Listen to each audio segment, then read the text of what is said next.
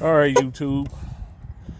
This is the fuse that I saw in one of the videos that seemed to be the problem that nobody else could figure out. I looked at about 6 hours worth of videos, and this was the one that seemed most likely that was supposed to be the problem. So I checked this fuse and swapped that out and tightened everything back up. The videos are really good on YouTube, so I hope this helps somebody, because this is really what the problem was. I also took the battery to get tested and charged, so because it was low, but there's a reason for that.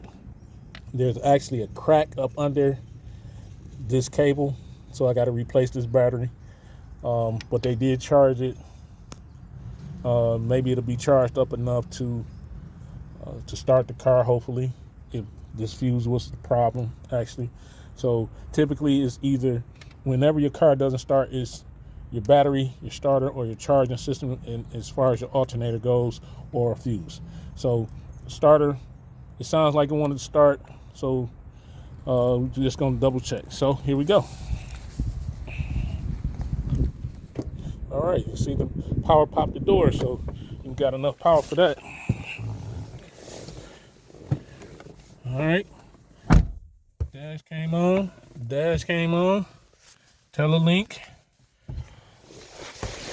The pedal did depress. See, now it's tight right there.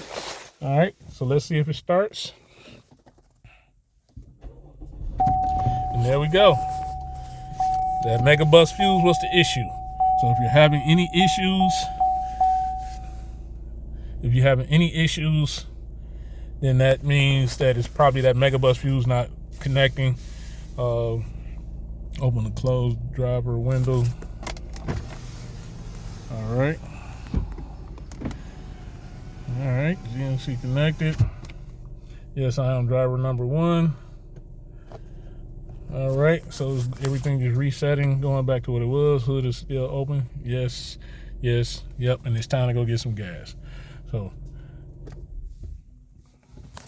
see what happens when it's, see if we got enough power to do that.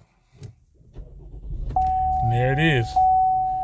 Started up, so we got enough battery charging to be able to get around.